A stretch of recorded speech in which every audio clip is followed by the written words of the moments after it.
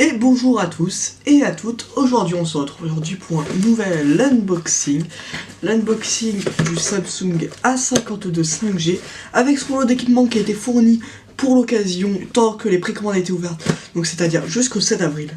Donc c'est aujourd'hui à l'heure où je enregistre. Je l'ai acheté à environ il y a 2 semaines et aujourd'hui je viens de le recevoir.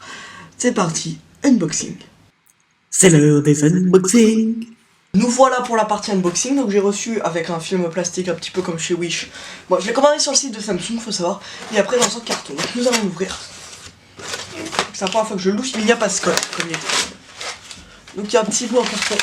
Donc il était fourni avec les Galaxy Buds Plus, ainsi que le smartphone, bien entendu, c'est l'objectif de cette fois. Et d'un Galaxy Smart Tag, donc tous les smartphones que vous achèterez chez Samsung, ils seront munis d'un Galaxy Smart Tag. Donc c'est simplement un objet pour ne pas le perdre.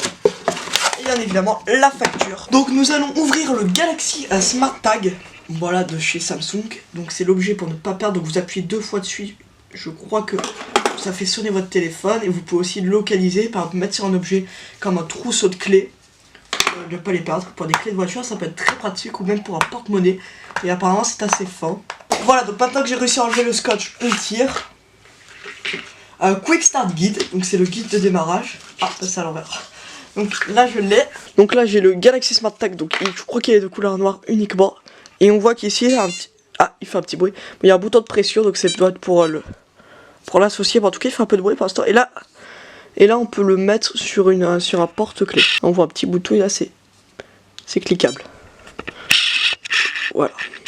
Après on va passer à l'unboxing des écouteurs de chez Samsung, concurrent un petit peu avec les AirPods. J'ai bien entendu parler des Galaxy Buds Plus. Donc il y a les Galaxy Buds Pro pour faire concurrence avec les AirPods Pro. Voilà. Donc qu'est-ce que nous avons? Ici, nous avons une notice d'utilisation pour remercier d'avoir acheté ces Galaxy Buds Plus. Encore avec une fois avec le Quick Start Guide et la garantie. Ici nous avons sans doute les câbles et les embouts, puisque ce sont des intra-auriculaires, donc c'est à dire qu'il y a un embout en silicone qui va entrer dans votre oreille. Donc c'est pas comme les AirPods, mais c'est plus comme les AirPods Pro. Un câble USB-A vers USB type C, et ici les embouts. Donc il y a 2 autres types d'embouts, je crois qu'il y en a déjà qui sont préinstallés. On verra ça après, on essayera. Donc là nous avons le boîtier en plastique. Voilà, le boîtier. Voilà, donc là en USB type C. Donc c'est du plastique. Nous n'avons pas le même effet que sur les AirPods, attendez, je vais vous comparer. Donc ici nous avons un boîtier AirPods, regardez, hop. Nous avons vraiment un ressenti fait, et l'arrière est en métal. Alors que là, c'est 100% plastique. Et quand on le met au bout, il ne revient pas. Hop, c'est moins satisfaisant, c'est un petit peu plus dur, je trouve. Il y a comme... Donc on va les sortir. Donc il y a une LED ici et il y a une LED en dessous. Donc il y a 2 LED, je comprends pas très bien pourquoi. Voilà, donc maintenant nous allons passer au smartphone. Hop, je vais enlever ces petites étiquettes. Donc c'est le A52 5G qui possède un écran 120 Hz et qui filme en 4K 30 fps, qui est pour la première fois sur la gamme des Samsung Galaxy A IP67. Donc c'est assez rare pour des smartphones. Donc au prix de 450 €. Et une version pas 5G qui est proposée au prix de 379 €. Voilà, donc un petit peu plus abordable et qui est également IP67. Il faut savoir qu'il y a quand même de grosses différences entre la version 4G et 5G. La version 4G propose un Snapdragon 720G, alors que la version 5G possède un Snapdragon 750G, donc un tout petit peu plus puissant. J'ai pris la couleur bleu pastel, voilà. Donc on va l'ouvrir. Ah oui, donc là nous avons le smartphone. Je vais poser de côté. Le bloc secteur adaptative Smart Charge. Je crois que c'est un chargeur de 10 watts. 10 watts qui prend. Un câble USB type A. Attendez, c'est le Galaxy Smart Tag qui a fait ce son. Un câble USB-A vers USB type C qui est pas très long. Ça c'est franchement dommage. Je crois même que les Galaxy Buds sont plus longs. On va comparer. Ils font la même taille, mais bon, je trouve ça assez dommage. Bon, après c'est pas ce qui manque. Et des écouteurs filaires en prise jack, parce que ce produit possède une prise jack. Donc encore une fois des embouts. Donc c'est les écouteurs de chez Samsung. Voilà, bah, je les utiliserai pas forcément vu que j'ai des écouteurs sans fil.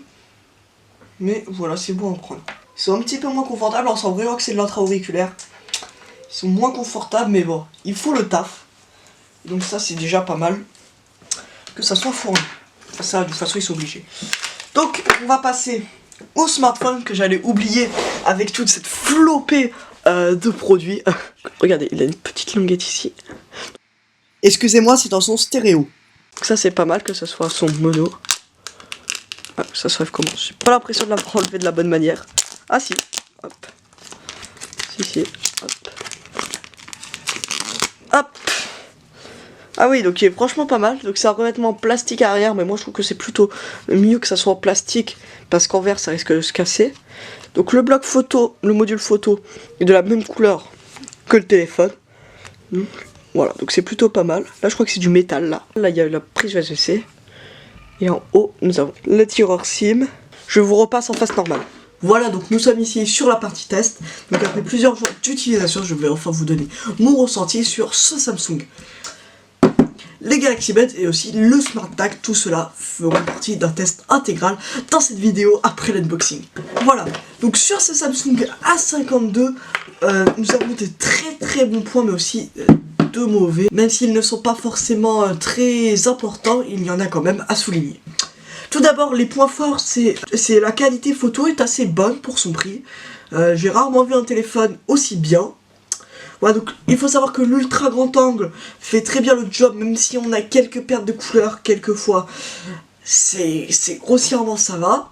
Le mode macro, totalement oublié, c'est pas que ça prend pas de mauvaises photos, c'est bien, mais on sait pas à quelle hauteur placer l'objectif, on sait pas où le prendre, on sait pas comment faire, et le rendu est souvent moyen, voire nul. Voilà. Sinon, il y a la reconnaissance faciale qui marche plutôt bien, qui est plutôt réactive. Voilà, l'écran est absolument magnifique, j'ai rarement vu un écran aussi joli. L'écran, c'est du OLED, AMOLED, pardon. Donc voilà, avec des noirs bien profonds, une très bonne luminosité, il y a même un filtre lumière bleue, voilà, que vous pouvez aussi avoir. Il y a même, regardez, la fluidité 120 Hz, donc, qui est extrêmement fluide, regardez. Hop, c'est très fluide. Donc voilà, ça c'est pas mal. Mais maintenant passons aux défauts. Il y a un défaut, regardez, c'est cette encoche pour déverrouiller, elle est beaucoup trop petite et pas assez réactive. Regardez, si je place mon doigt qui est normalement configuré, et ben des fois ça ne marche pas, ça ne correspond pas parce que le capteur est trop petit et ça c'est vraiment dommage. Sur le smartphone, nous avons une connectivité en USB-C, heureusement, parce que c'est de la charge rapide, sinon ça aurait pas pu être possible. Je vais vous l'enlever de la coque. La couleur, dites-moi ce que vous en pensez, moi je trouve ça plutôt sympathique. Un beau petit bleu pastel, le module photo qui est également de cette couleur. Comparé à l'année dernière, sur le A51, nous n'avons pas des modules triangulaires, nous avons clairement un dos unicouleur. Voilà. Les contours en plastique ou métal, je sais pas très bien, je crois que c'est du plastique, mais je suis pas sûr. En bleu aussi, et l'avant, le même que sur le A51. L'appareil photo a aussi été amélioré, l'ultra grand angle est comme ça. Nous avons aussi un téléobjectif, nous avons aussi un zoom numérique jusqu'à x10. Le zoom numérique, franchement, regardez, nul. Si vous voulez un zoom optique, et ben x2, vous prenez le A72 4G, mais qu'il n'est pas possible en 5G, donc ça c'est franchement dommage. Le Snapdragon 750G fait très bien son travail. J'ai pu essayer Fortnite sur ce téléphone, il tourne sans souci, alors que sur mon dernier téléphone, celui-là, là c'est clairement non. Donc c'est pour ça que j'ai aussi activé le capteur biométrique facial, qui fait plutôt bien son job, et comme j'ai pas besoin d'un téléphone ultra sécurisé, je suis pas la CIA, ça va. Voilà. Donc nous avons un écran donc je trouve qu'il est assez bien, on voit pas. Pour 500 €, il a tout de bon. Il a la même interface que le S20, le S21, le Z Fold 2. Donc pour moi, c'est un téléphone qui est validé par son prix, mais par ses maigres défauts, il reste quand même un incontournable sur le marché. Il a quand même de la concurrence, mais je pense que sur la gamme A50 et A71, Samsung sont vraiment les meilleurs, et c'est pour ça que le A51 a été l'Android le plus vendu de 2020. Sur les Galaxy Buds Plus, c'est tout autre chose qui se dessine. Tout d'abord, nous avons deux LED, une LED pour affirmer si le boîtier est chargé ou pas, et une autre LED pour les écouteurs. Bah déjà je trouve ça plutôt bien, même si c'est pas forcément très clair, et que nous avons cette information sur les Samsung. Pour ceux qui ont un iPhone, une toute autre marque, comme Oppo, comme Realme, comme Xiaomi, comme voilà, bah ça peut être plutôt pratique. En termes de qualité de son, moi je suis pas sonophile à part entière, je trouve ça plutôt bon, même si il est de base en mode normal. Moi je vous conseille plutôt de le passer en mode dynamique, vous aurez un son beaucoup plus clair.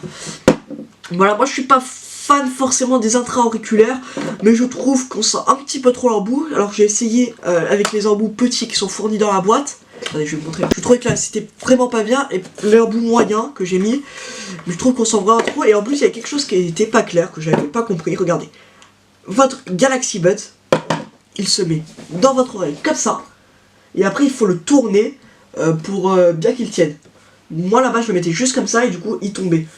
Voilà, donc faut le tourner, donc ça c'est pas forcément clair, il faut avoir compris. Donc moi ce que je n'avais pas compris, je sais pas si c'est juste parce que je suis complètement à l'ouest, que je n'ai pas compris le fonctionnement de ce produit, mais pour moi ce n'était pas clair et du coup c'est un mauvais point. Voilà. Après, ce que nous avons sur ce type d'intra-auriculaire que nous n'avons pas sur les Galaxy et sur les AirPods Pro, même s'ils ne sont pas dans la même cour, et ben nous avons un petit accroche justement parce qu'il se tourne. Voilà, donc nous avons aussi les boutons tactiles. Nous avons aussi pour activer les bruits ambiants. Regardez, je vais connecter mes Galaxy Buds. Regardez, tac. Bon, j'ai pas envie de faire des screens parce que c'est trop compliqué. J'active le Bluetooth. Regardez, hop, attendez, arrêtez. Voilà, donc nous avons une animation. Hop, voilà, nous avons une animation. Donc on fait se connecter. Donc ça met un petit peu de temps, ça c'est un peu dommage quand même. C'est pas très rapide, donc on les prend. Donc là nous avons l'autonomie. Et regardez, donc là je vais dans l'interface SmartThings. Je vais dans mes Galaxy Buds connectés. Je vais dans ouvrir l'application associée. On s'en fout de noter. Donc c'est Galaxy Wearable. Donc là nous avons le son environnant que je peux activer ou désactiver. Fort, moyen, bas. Voilà. Après nous avons le son que je vous avais dit que j'avais mis en dynamique. On peut aussi le mettre voilà, en normal. Et après nous avons les gestions tactiles. Voilà. Donc ça c'est l'application. Bon voilà, donc ça c'est l'application, mais je crois qu'elle est aussi compatible sur iOS et sur Android. Pour moi elle est assez complète, mais je n'ai pas pu tester sur d'autres smartphones pour savoir s'il y avait la même chose. Voilà. Elle est aussi fournie par AKG sur les Galaxy Buds, donc ça c'est bien. Voilà. Tout de suite passons au Smart Pack. Le Smart Pack, c'est ce petit objet que je vous avais déjà présenté puisque vous venez de voir l'unboxing juste avant. Donc regardez. Si je double-clique, vous pouvez localiser votre téléphone en le faisant sonner. Vous pouvez le mettre sur votre clé, regardez, hop, vous l'enlevez. Et vous pouvez le localiser avec l'application. Donc vous avez plusieurs capteurs, vous avez un capteur comme chaud ou froid, la jauge augmente plus vous êtes prêt. Vous avez quelque chose pour le faire sonner, le son n'est pas ultra fort, petit défaut, mais après, est-ce que on peut réellement faire un son fort avec ça? Je pense que oui, mais je pense qu'ils ne se sont pas donné moyens. C'est pas assez fort pour moi, je trouve que c'est franchement dommage sur ce point-là. Mais après on peut aussi les géolocaliser et ça compense un peu. Pour ce Galaxy Tag, on a un bouton tactile, je ne sais pas, en réalité je n'ai pas très bien compris quel fonctionnement. Si on appuie une fois, il sonne, mais je comprends pas à quoi il sert. Si on appuie deux fois, là il fait sonner le téléphone. Par contre, j'ai pas compris si on appuie trois fois aussi, qu'est-ce qui se passe? Je comprends pas. Ah! Si on appuie trois fois, il faut aussi sonner le téléphone, donc il y a plusieurs gestes qui font la même chose. Ça pour moi, ce n'est pas clair. Et après j'ai vu aussi sur Amazon, parce que je me suis renseigné, il y a ces petites bidules là qui coûtent entre 5 et 10 euros et qui font exactement la même chose, sauf qu'ils n'ont pas... l'application, ils ont pas une application native qui est directement installée, mais vous avez juste à installer. Et pour moi ça c'est clairement pas validé parce que ça coûte quand même 35 euros et pour moi c'est 35 euros de trop. Donc si vous l'avez gratuit, autant le prendre, mais si vous hésitez, prenez une autre marque. Je pense que ça fait honnêtement aussi bien que ça, voire mieux. Donc Samsung, vous m'avez agréablement surpris par le téléphone. Les Galaxy Buds c'est moyen. Franchement ça c'est non pour son prix, donc le rapport qualité-prix n'est pas du tout acceptable. Mais honnêtement, honnêtement le produit en réalité il marche, il est là. Mais franchement 35 euros je trouve que c'est trop cher juste pour un produit, regardez. Avec une simple pile, bah, je sais qu'il y a beaucoup plus d'intelligence dedans, je ne suis pas stupide. Mais juste pour ça, voilà, je trouve que 35 euros en bout de plastique, c'est pas comme si c'était quelque chose en métal, machin, c'est juste des bouts de plastique. Je sais très bien qu'il y a de la technologie derrière, je ne suis pas stupide, mais je dis juste que pour les matériaux qu'ils ont utilisés à l'intérieur du plastique, pour moi ça ne vaut pas du tout 35 euros. Et si vous pouvez me dire qu'est-ce qu'il a qui vaut 35 euros et pas 10 euros, dites-le moi, parce que pour moi il faut une marge trop grande, et pour moi, ils le fournissent sur leur shop, ça peut être un argument, mais pour l'acheter séparément, pour moi, c'est non. Voilà. Donc pour moi, ce test est terminé. Je vous dis au revoir et à bientôt.